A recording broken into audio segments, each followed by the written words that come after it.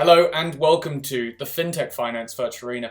I'm your host Doug Mackenzie, and on today's session we're going to be learning a bit more about Techficient. And joining me today is Scott Fergusson. Scott, how are you doing? Excellent. Thanks, Doug. Pleasure to be here. Oh, well, thank you so much for joining us. And Scott, for our viewers who might not be aware, could you give us a bit of background to maybe yourself and also Techficient, please? Certainly. So when I meet with folks and we talk about anything in the fintech or the insurtech space, sometimes unless they're, the folks that are in it, their eyes glaze over a little bit. So I like to tell them that I also own a brewery. That changes the conversation instantly, right? Nice.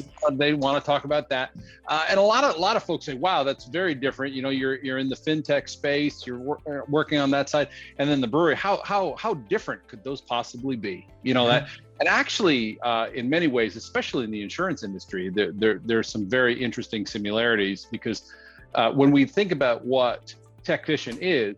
We are bringing distribution and analytics to the carrier and insurance space. If you're making beer, it can be fantastic beer. You can love it. Your friends and neighbors love it. But if you don't have good distribution to get that beer to market, it's the best thing in the world, but nobody can get it. Yeah. So we really focus on distribution. We focus on the data science, the analytics. But, from that perspective, we were spun out here January of last year, so we're very, very new to the market. Wow. Now, speaking of that distribution, obviously being a new organization in that regard, you could kind of build your tech stack from the bottom up and really go to market in an explosive way. So, I mean, what was the process of starting Techficient and trying to be different from what had gone to before to be able to distribute, as you said, in an effective way? Oh, brilliant. All right. So when we think about, the origins that we had, my background is in enterprise data aggregation on the financial services side. So bringing in information from the custodians, the banks, the brokers all over and recognizing just how much work you have to do to be able to trust that data, to be able to use it for performance reporting, to be able to understand it, make business decisions with it, that sort of thing. So when we launched Techficient, we were spun off from one of the very large brokerage general agencies here in the States called Ash Brokerage. When they spun us off, one of the things that we did with that launch is that we brought what's called a case management system, or an AMS, an agency management system, brought that with us. And that was a package or a software as a service model that we sell those services back to Ash and to other BGAs, brokerage general agencies. What does that mean? That means that when an advisor has a client that wants to buy a life insurance product, whether it be term, permanent, annuities, anything in the life space, that application becomes a case. And with it being a case, that means it needs to be processed through. It needs to have all the pieces, parts necessary to be able to offer that coverage to that client. And so our core platform, that's what we call it, that was written from the ground up from us to be able to process those cases in an effective way. In doing so, we really recognized there was a tremendous amount of MI or analytics that could live behind it, that would really help us understand where the business was going, what's profitable, what's not. And it's not always the obvious things you think. And then by having all those things, kind of from ground up, gave us a unique perspective. And so it launched from there. Where we took it from there, however, it gets even a little more interesting because we recognized that while we had our data and we were using that to help our customers understand how their businesses were doing, we recognized that data could actually be productized itself. And what I mean is this. If you go as a consumer or through your advisor and you'd say, I'd like to, get a quote for a life insurance policy, you'll type in a modicum of information, just basic stuff, your name, how old you are, male, female, where you live. And it'll come back with a whole listing of different price quotes from carriers that you and I would recognize. And they're listed by the cheapest first. Right? Matter of fact, they're not only listed by the cheapest first, number one, number two, number three might might almost be identical in price, or a penny or two apart, very little. And so the kind of the conventional notion there is, these are a commodity. You simply pick the cheapest and go with it. Yeah. We started having some hunches that said otherwise. We said, okay, we know that the pricing is the same, and we know these companies. But if we look in our case data, that case data that we have by providing core to our clients, what's the actual outcome? And we found that in many cases, it could be 15 and 20 percentage points difference in placement if you pick the right carrier. Wow. Yeah, they're always like, hey, the best thing you can do for outcome in life is to pick good parents, right? You say, you're like, that's hard, that's impossible. But actually on the carrier side, if they're all priced roughly the same, it shouldn't matter, should it? But it really does. We find that there's like a 1-2 punch with people not getting life insurance. It ends up, that's about 1 in 2 don't get it. Sometimes as good as 1 out of 3 doesn't get it. Wow. But we find there's two kind of things. The first is you pick the wrong carrier, right? If you're a diabetic, go to Hancock. If you didn't know that, you might find that Protective wants to try to do the business, but when they come to that, they're just not as competitive. The other is underwriting, where you and I are got a great client relationship. We golf together. We're in the same clubs. We exchange Christmas cards and the like. I don't know anything about your prostate, and I don't want to. And so when you're applying for life insurance cover, I say, he looks like he's in good health. Yeah. And they're like, wow. So the combination of sending you to the wrong place and then not really understanding at least a little bit about your health, those really drive it. So we created a whole nother product based out of that knowledge. We call it dynamic, and it's outcome driven. It's data science driven. So when you key in all those things, we look at every single case we've ever processed, and we say, for who Doug is, here's the best fit. That's incredible. Wait, it's really playing into that narrative that the insurance industry is finally awakening to digital services.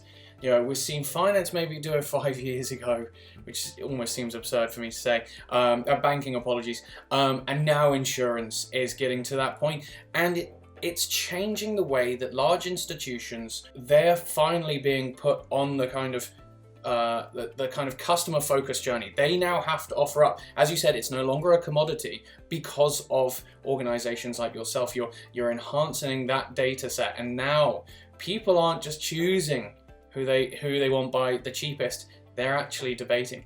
And I've got to ask then, that leads me to my question. With that changing role in insurance, do you think it's going to be an increasingly, we've kind of talked about it, but do you think this is going to become a product that in the future people are talking about in the pub, at work, just every day saying, I know this brilliant product, tell me more about it, rather than I'm not going to tell you who my insurance carrier is and just go on about your day like a commodity? Well, the interesting thing is this is really when you look at outcome generation and then you look at what's happening here in the States, and then you contrast that to what's happening in the UK from the perspective of contestability. And for those those viewers not aware from that, it's when you fill out that application, what if you don't disclose some significant part of your healthcare background? What if you don't say anything, right? And what if you get the coverage and then you get illness from that and you pass away? Here in the States, we've got 24 months to determine whether or not you told us the truth on that application. Over in the UK, there isn't any limit to the contestability of that claim. So you could have been paying for 30 years and then you find out that upon a demise that there wasn't something accurate about the statement. In the UK, that we can say, hey, look, you weren't clear, you weren't honest with us. We're going to test that, right? And so what's interesting is in the United Kingdom, what's been the kind of I almost call it an unintended consequence. In the UK market, they've become very, very good at doing what's called field underwriting, very quickly determining who you are and offering coverage immediately, right? Where in the States, it's not uncommon to have a coverage time frame be 2 months, 3 months, Wow. right? And so when you to your question, Doug, when you look at what's actually happening, what we really are focused on is, if you look at the kinds of advisors that are out there doing insurance, the first thing we recognize is the average advisor that does insurance cases does 2 or 3 a year. Now, this is a financial advisor that has a book of business and potentially 1,000 or more clients, and that means that this is a reactive sell. They're probably talking about doing insurance coverage for the client because they've been asked. Wow. The Okay. client maybe have gotten a cold call or things like that. And so to your point, when you think about how advisors look at this, why aren't they doing more of it? Well, our supposition is that the experience is terrible, right? I mean, if you're getting told no half the time or a third of the time, and then you think about how the process works, well, what we're really looking at here is there's a lot to learn from the United Kingdom in terms of how to gather that information and process those things quickly, all right? But then on top of it, you recognize that by bringing outcome into it, we're tapping into the way that most of us live our daily world on the machines and devices we use. So sometime this morning you did a Google search. I mean, it's almost a guarantee that we searched for something, right? Yeah. It said it brought up 3.5 million hits on based on what you keyed in. How many times did you go to the second page of results? Yeah, very, very rarely. Very rarely, right?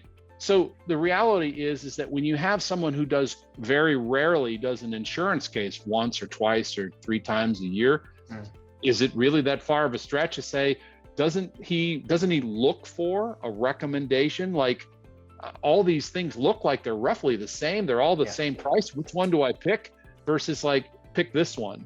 And so we're offering it through the distribution channel here in the States. So what this does is the advisor can say, look, I don't do enough of this to have a loyalty to one carrier or another.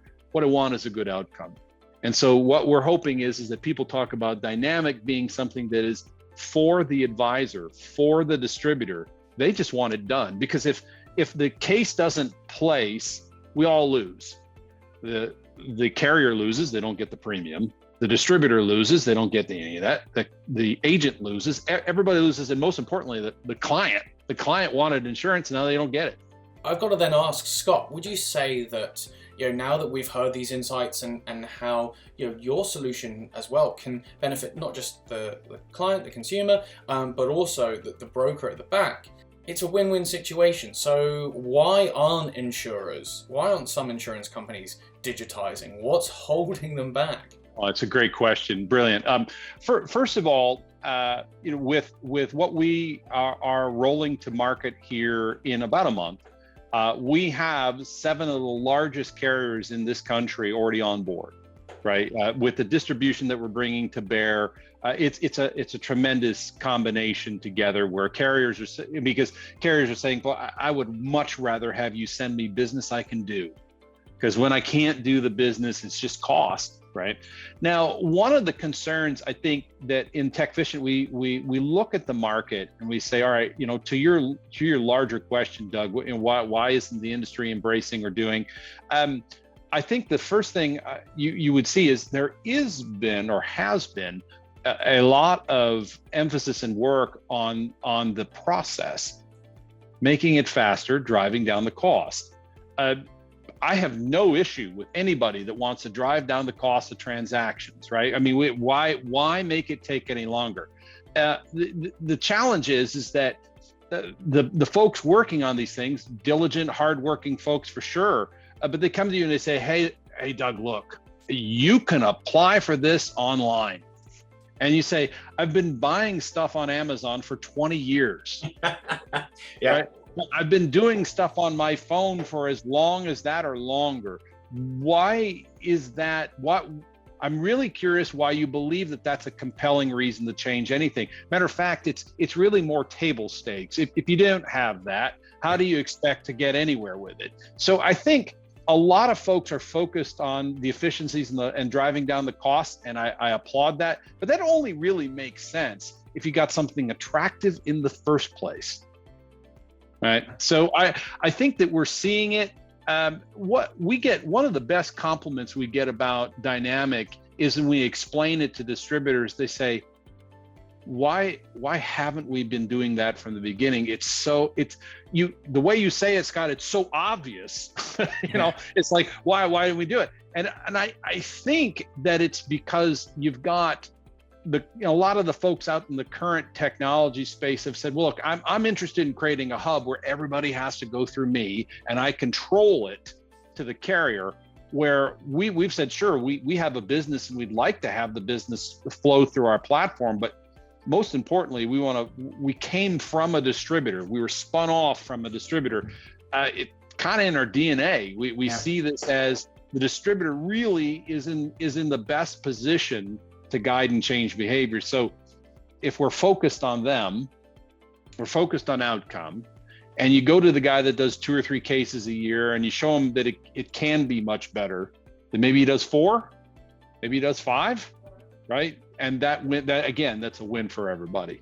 Yeah, and I know you brought it up, but it is an interesting point. Having that perspective coming from the brokerage, that having that element. So we see with a lot of fintechs and a lot of insurtechs, when they first start up, there's always that element where people are unsure of the technology. People are, especially in such a regulated industry, and insurance is just based on numbers, actuarial science, and as a result, it's slow to change. But having that background must open doors, must be absolutely brilliant, and also benefiting your customers. Now, we've talked about the win-win situation. We've talked about a lot of insurers have said, why haven't we been doing this before? But I think it's fair to say, and it kind of loops back to what we've been talking about before as well, in the fact that people view insurance still as a commodity, especially there's a very big strata when it comes to demographics. Older generational users and buyers of insurance are very happy where they are. The occasional letter, the occasional, that's changing. We're now seeing 20-somethings who are used to, as you said, buying on Amazon and getting things on that day. And now also with the pandemic, a lot of them have been maybe out of work. Exactly, you can't have that level of customer experience, or actually I want to say the word customer engagement. So can you guys at Techficient really start to improve customer engagement by giving better visibility of all this data? Yeah, so it's a great question. So when you think about what happens when the carriers are on this platform and they start to realize that simply being the cheapest no longer works. If I'm the cheapest, I've been the cheapest all along. Why aren't you recommending me? Matter of fact, we've had carriers, when we tell them about the platform, they say, how much to be the top ranked, right? I want to be number 1. How much, right? And we say, well, the only way that you can be listed first is have the best outcomes. That's it. Yeah. It's the only way to do it. I think that look, at Techficient, we're a bunch of insurance nerds. We like to think about this stuff. And when we go out for a pint, we actually talk about it over the pint, which is really either sad or just great, depending on your outlook. Well, we want, you want that if you're working at Techficient, don't you? Right. So what we really look at is we think that the advisor has changed from someone that did a lot of insurance covering when they were an insurance agent into someone who manages financial assets. And what we believe is probably not happening since the process and the outcome didn't match, what the product was, and that it was bought once, and then it doesn't reflect how younger consumers want to approach products, especially digital products.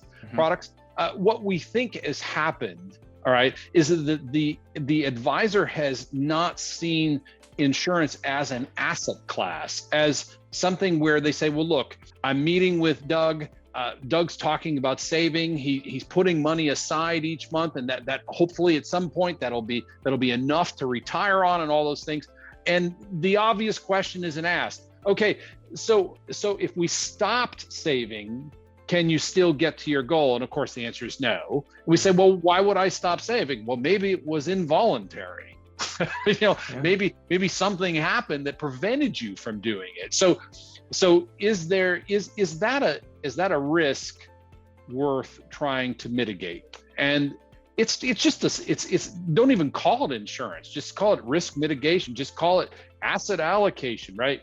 And so we think that, again, when you've had it be such a terrible experience for the industry, for people in it, and you've seen it whittled down, less and less people doing it, yet the need and all the things are greater than ever, we think it really just turns into, bringing the data science to it. And really, if you think about the advisor, what you want is the advisor to be building the relationship and understanding your needs. What you don't want is the advisor saying, thank you for your information.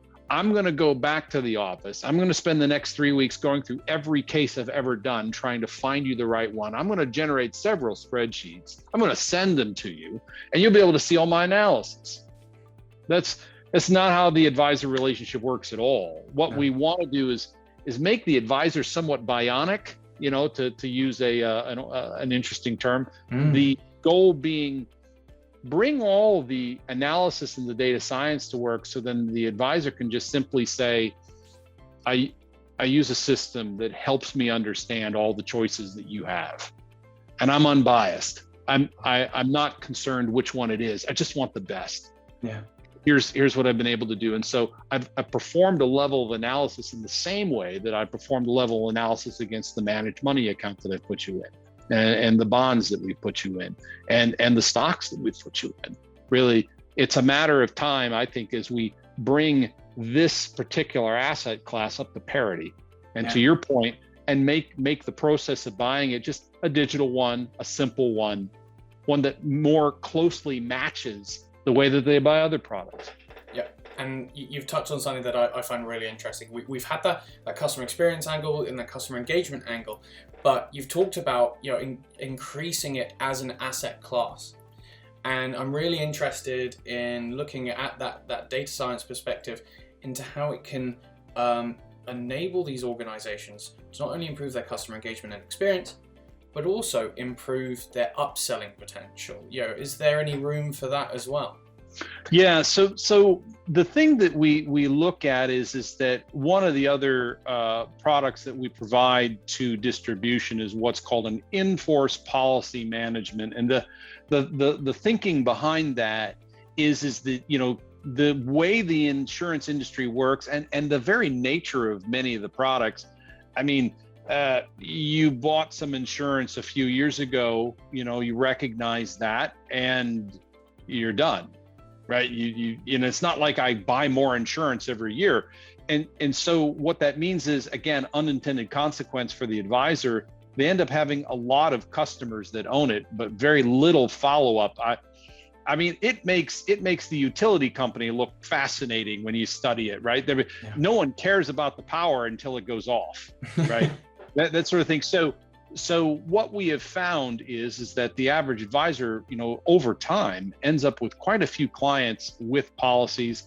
And what we're looking at is bringing the data science to help the advisor know it probably makes sense to contact the client about this. So for instance, there's sources that can just simply watch to see whether the premiums were paid. No other information, just to know whether or not it's paid, because if they're not, the policy cancels. Wouldn't it be great if you had a client that had headed on the stay in the South for 6 months, that they didn't see the bill come in right before they left? The bill's sitting on the table, won't be opened for 6 months, and now that policy lapses, right? So we think that bringing those kinds of tools, again, we're not, as humans, we're good at a lot of stuff, but memorizing lots of details is not really what we're made for.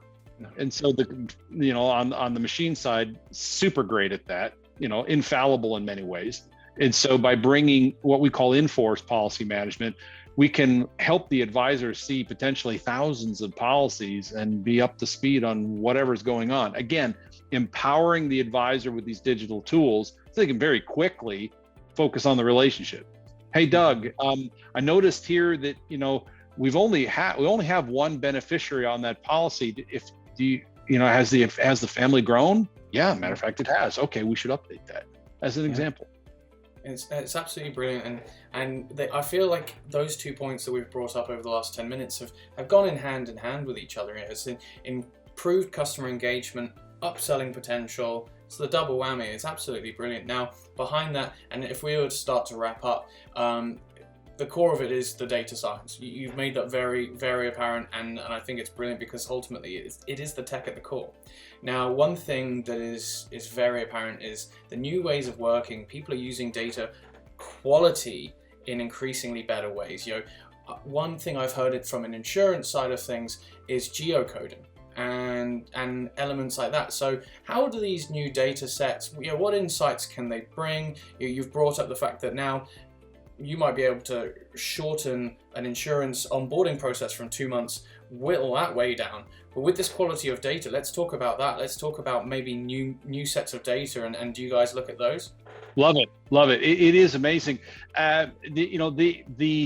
The point in the business, I remember talking with a carrier that is really, really forward thinking on the whole process and how they do underwriting. And they're talking about taking that period of time, from 2 months down to a few days, right? And I'm like, wow, what did you give up in order to do it? How did you get there? What did it cost you? What did it cost you?